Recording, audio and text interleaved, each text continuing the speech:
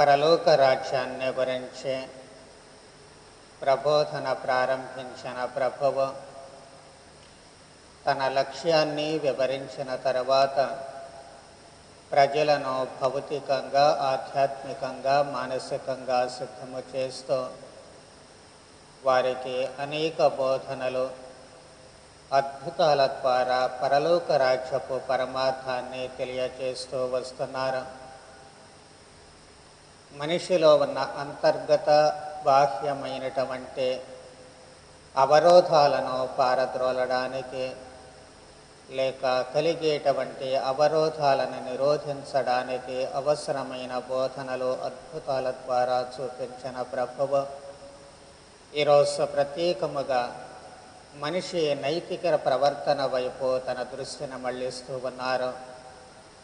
ఎందుకు అంటే మనిషిలో ఉన్న బాహ్య అంతర్గత రుగ్మతలను రూపుమాపినప్పుడు మనిషి ఆనందమయమైనటువంటి జీవితాన్ని జీవించాలి. మరి ఆ ఆనందమైన జీవితం జీవించాలి అంటే కొన్ని సూత్రాలు పాటించాల్సినటువంటి అవసరము ఉంది. మనము మంచిగా మన శరీరములో ఏ లోపము లేకుండా అన్ని అవయవాలు బాగున్నాయి అని అనుకుంటే సరిపోదు. మంచిగా, ఆరోగ్యంగా, ఆనందంగా జీవించాలి అంటే సరైనటువంటి నియమాలు పాటించాలి. కాబట్టి ప్రభువు కూడా ఈ ఆనందకరమైనటువంటి జీవితానికి చక్కటి సూత్రాలను అందిస్తూ ఉన్నారు. వాస్తవానికి వీటినే మనము అష్టభాగ్యాలు అని అంటూ ఉంటాము. మత్తయి సువార్త 5వ అధ్యాయాన్ని పరిశీలించినట్లయితే అక్కడ మనకు అష్టభాగ్యాలు స్పష్టంగా కనిపిస్తూ ఉంటాయి. ప్రభువు చెప్పినటువంటి లేక కొండ మీది ప్రసంగముగా చెప్పబడేటువంటి దానిలో మనకు అష్టభాగ్యాలు కనిపిస్తూ ఉంటాయి. అక్కడ ప్రభువు దీనాత్ములు, శోకార్తులు, వినమ్రులు, నీతి కోసము ఆకలి దప్పులు కలిగినటువంటి వాళ్ళు, దయామయులు, నిర్మల హృదయాలు, శాంతి స్థాపకులు, అలాగే ధర్మం కోసం హింసించబడేటువంటి వాళ్ళు ధన్యులు అని అక్కడ చెబుతూ ఉన్నారు. వీళ్ళంతా కూడా తమ జీవితాన్ని ఆనందమయము చేసుకోవడమే కాకుండా దైవరాజ్యానికి వారసులవుతారు, భాగస్థులవుతారు అని ప్రభువు తన కొండ మీద ప్రసంగములో స్పష్టం చేశారు. లోకాసు వార్తకు వచ్చేసరికి మనకి కొంచెము తేడా కనిపిస్తూ ఉంటుంది. పూర్తిగా ఈ అష్టభాగ్యాలు మనకి ఇక్కడ కనిపించవు. భాగ్యాలుగా చెప్పుకోబడేటువంటివి, ధన్యతను కలిగించేటువంటివి మూడే ఈయన ప్రస్తావిస్తూ ఉన్నారు.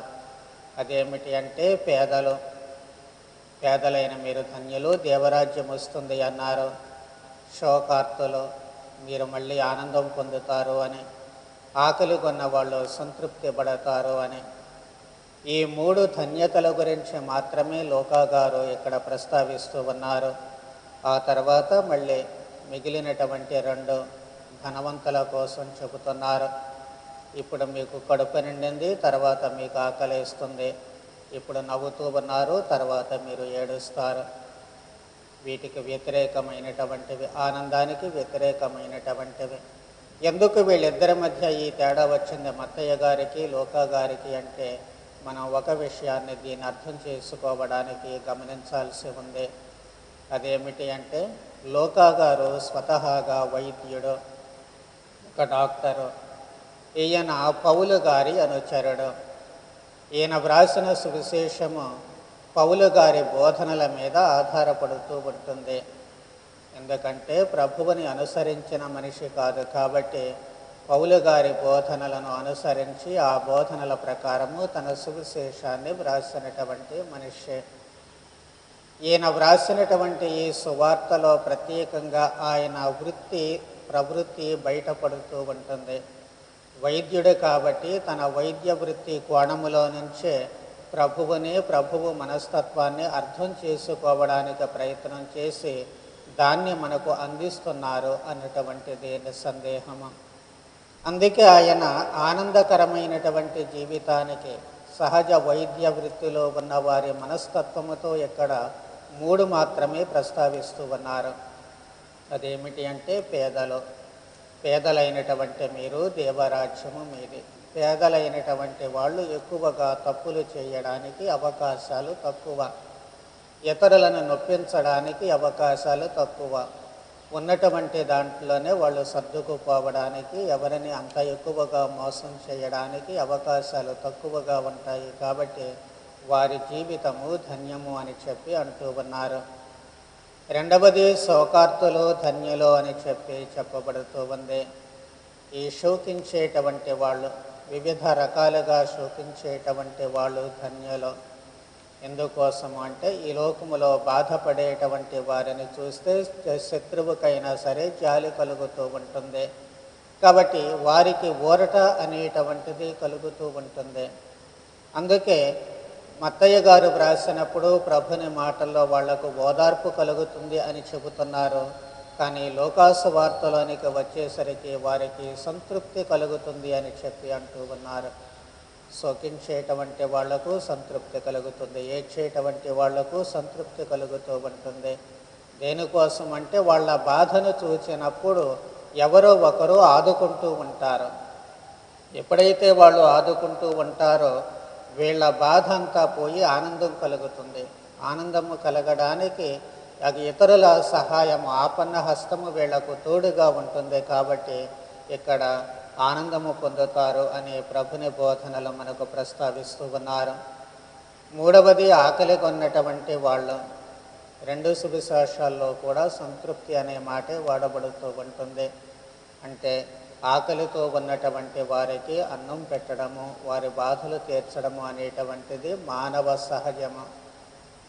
ఏ మత విశ్వాసానికి చెందినటువంటి వారైనా సరే అనుసరించేటువంటిదే. అతిథి దేవోభవ అనేటువంటిది నానుడే. ఏ అతిథులైనా సరే వాళ్ళు దేవునితో సమానము అంటూ ఉంటారు. కాబట్టి పేదవాళ్ళు లేకపోతే ఆకలితో అలమటించేటువంటి వాళ్ళను చూచినప్పుడు ఖచ్చితంగా ఎంతటి కరుడు కట్టినటువంటి గుండె అయినా సరే వాళ్లకు ఓ ముద్ద అన్నం పెట్టాలి అనేటువంటి భావన కలుగుతూ ఉంటుంది. అందుచేత ఇక్కడ ఆకలి కొనినటువంటి వాళ్ళు, వారికి ఎప్పుడైతే భోజనం లభిస్తూ ఉంటుందో వాళ్ళు తృప్తిగా ఉంటూ ఉంటారు. కాబట్టి ఆకలి కొనేటువంటి వారు కూడా సంతృప్తి పరపబడతారు. ఈ మూడు ధన్యతలు జీవితంలో మనిషి ఆచరించగలిగినట్లయితే, అంటే పేదలు అయినా లేక పేదవారిని చూచి వాళ్లకు సహాయం చేసిన, తాము బాధలలో ఉన్నా లేక బాధలలో ఉన్నటువంటి వారిని ఓదార్చినప్పటికీ వాళ్ళ జీవితాలు సంతృప్తికరమవుతూ ఉంటాయి. అలాగే తమ లేమి చేత బాధపడేటువంటి వాళ్ళు లేక లేమి లేనటువంటి వారికి సాయపడేటువంటి వాళ్ళు ఇద్దరూ కూడా సంతృప్తిని పొందుతారు అనేది ప్రభుని బోధనలోని భావన. ఇక రెండవ భాగంలోనికి వచ్చేసరికి ధనికులకు గురించి చెబుతూ ఉన్నారు. ఈ ధనికులను గురించి చెప్పేటువంటి నేపథ్యంలో లూకాగారు మాత్రమే ఇక్కడ ప్రవచిస్తూ ఉన్నారు. ధనికులారా, మీరు మీ సుఖములను అనుభవించి ఉన్నారు. అంటే మన జీవితాన్ని పరిశీలించుకోవాల్సినటువంటి అవసరము ఉంది అని స్పష్టం చేస్తూ ఉన్నారు. నాకు ఉంది, నేను కడుపు నిండా తింటాను, నేను హాయిగా ఉంటాను అని ఎవరూ కూడా అనుకోవడానికి లేదు. నాతో పాటు నా చుట్టుప్రక్కల ఉన్నటువంటి వాళ్ళు ఆనందంగా ఉండాలి అనేటువంటి మనస్తత్వము, స్వభావము అందరూ కూడా అలవరుచుకోవాల్సినటువంటి అవసరం ఏర్పడుతూ ఉంటుంది. ఇప్పుడు కడుపు నిండినటువంటి వారు మీరు తర్వాత ఆకలితో బాధపడతారు అని చెప్పి ప్రభు అంటూ ఉన్నారు. మరి ఎప్పుడు కడుపు నిండితే తర్వాత ఎందుకు ఆకలితో బాధపడతారు అంటే అక్కడ రెండు విషయాలు మనం గుర్తుంచుకోవాలి. ఒకటి, తినడమే ధ్యేయంగా పెట్టుకోవడం, సంతోషించడమే ధ్యేయంగా పెట్టుకున్నటువంటి వాళ్ళు ఉన్నదంతా కూడా ఊడ్చిపెట్టుకుపోయిందాక కూర్చొని తింటూనే ఉంటారు. మరి అలాంటప్పుడు ఉన్నది కాస్త కరిగిపోయినటువంటి టైంలో ఇక లేనప్పుడు వాళ్ళు బాధపడాల్సినటువంటి అవసరము ఏర్పడుతూ ఉంటుంది. ఆకలితో బాధపడతారు. మరి ఆకలితో బాధపడినప్పుడు ఇందాక అనుకున్నాము ఎవరో ఒకరు ఆపన్న హస్తాన్ని అందించి ఓ ముద్ద భోజనం పెడతారని. కానీ వీళ్ళకు మాత్రం దొరకదు. ఎందుకు వీళ్లకు దొరకదు అంటే వీళ్ళు తమ కడుపు నిండినప్పుడు వేరే వాళ్ళ కడుపును గురించి ఆలోచించరు. తమ ఆకలి తీరినప్పుడు వేరే వాళ్ళ ఆకలి గురించి ఆలోచించరు. అందుకే ప్రభువు ధనికుడు లాజరు ఉపమానాన్ని చెప్పారు. ధనికుడు చేసినటువంటి తప్పేమిటి? ఆయన కడుపు నిండా ఉంది, తనకు కావలసినంత ఉంది, తరతరాల వరకు తినడానికి ఉంది. కానీ గేటు దగ్గర ఉన్నటువంటి లాజరు ఉన్నాడు, ఆయన ఆకలిని పట్టించుకోవాలి. ప్రతిరోజు బయటికి వెళ్ళేటప్పుడు వచ్చేటప్పుడు చూస్తూనే ఉన్నాడు. ఆకలి కోసం ఆయన చెయ్యి చాచి అడగడం చూస్తూనే ఉన్నాడు. కానీ ఆయనకు ఓ ముద్ద పెడదాము అనేటువంటి ఆలోచన ఆయనకు రాలేదు, కడుపు నింపుదాము అని. మరి ఆ తర్వాత ఏమైంది? రెండవ దశలోనికి వచ్చేసరికి అక్కడ తనకు దాహం వేస్తూ ఉంటుంది. కానీ అక్కడ లాజరు సంతోషంగా ఉన్నాడు అబ్రహాము ఒడిలో. అప్పుడు ఒక నీటి చుక్క లాజరు దగ్గర నుంచి రావడానికి ఆయనకు అవకాశం లేదు, నాలుక తడుపుకోవడానికి. ఒక్క నీటి చుక్క అంటే ఒక్క నీటి చుక్క. కాబట్టి అందుకే ప్రభువు ఇక్కడ చాలా స్పష్టంగా చెబుతూ ఉన్నారు, కడుపు నిండనటువంటి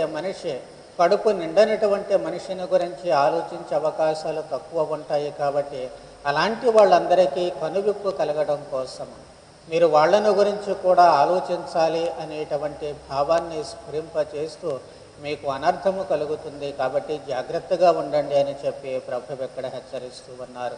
అలాగే నవ్వేటువంటి వాళ్లకు కూడా ప్రభువు ఓ హెచ్చరికను చెబుతూ ఉన్నారు. నవ్వేటువంటి మనిషి ఏం చేస్తూ ఉంటాడు?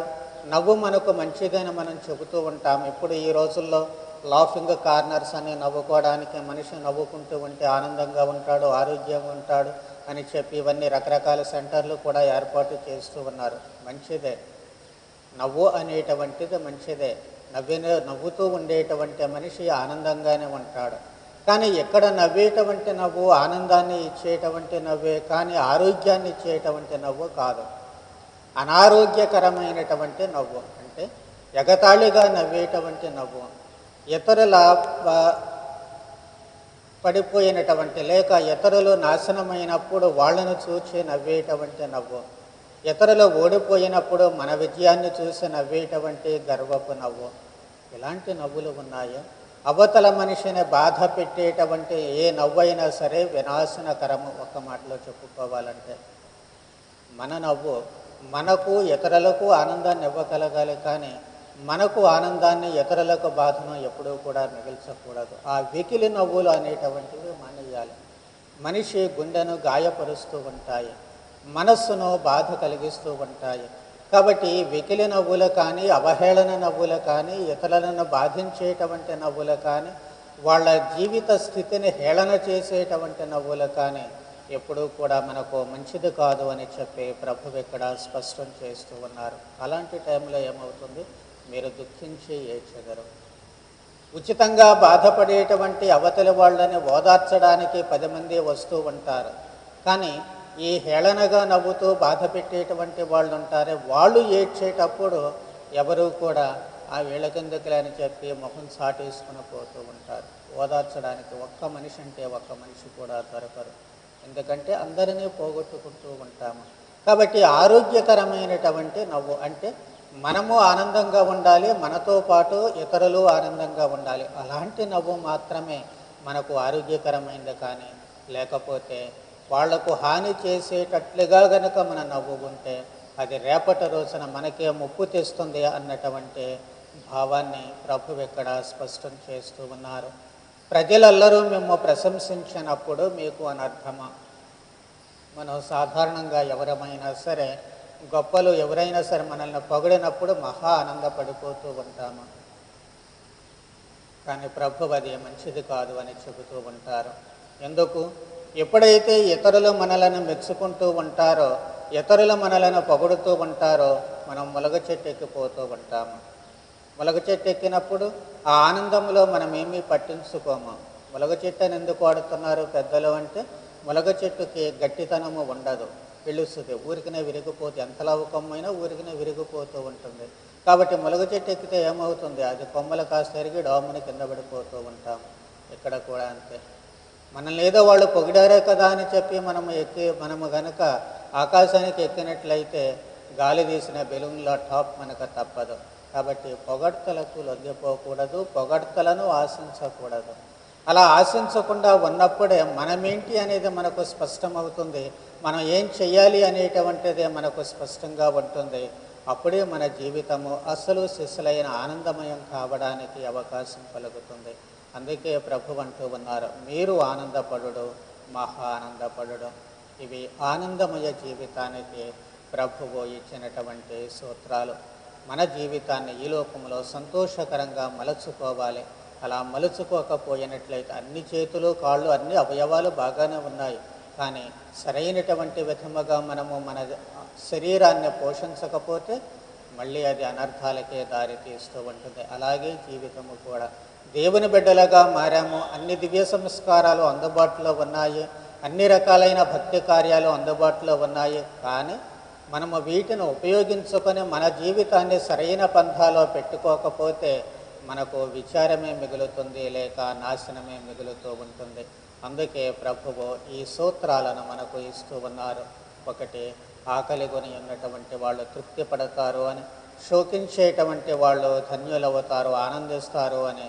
అలాగే దేవుని కోసము, ప్రభువైన యేసు కోసము ఇతరులు మనలను ద్వేషించినప్పుడు, బాధ పెట్టినప్పుడు వాటిని సహించినట్లయితే అప్పుడు మన జీవితాలు ధన్యమవుతాయి. ఇలాంటి సమయాల్లో మనము సమన్వయాన్ని పాటించినట్లయితే ఖచ్చితంగా మన జీవితము ఆనందమయం అవుతూ ఉంటుంది. కాబట్టి ఈ ఆనంద సూత్రాలను పాటిస్తూ మన జీవితాలు ధన్యం చేసుకోవడానికి ప్రయత్నం చేద్దాం. అందుకు అవసరమైనటువంటి వరానుగ్రహాలు దయచేయమని ప్రభువని ప్రార్థన చేద్దాం. పితా పుత్ర పవిత్రాత్మ నామమున.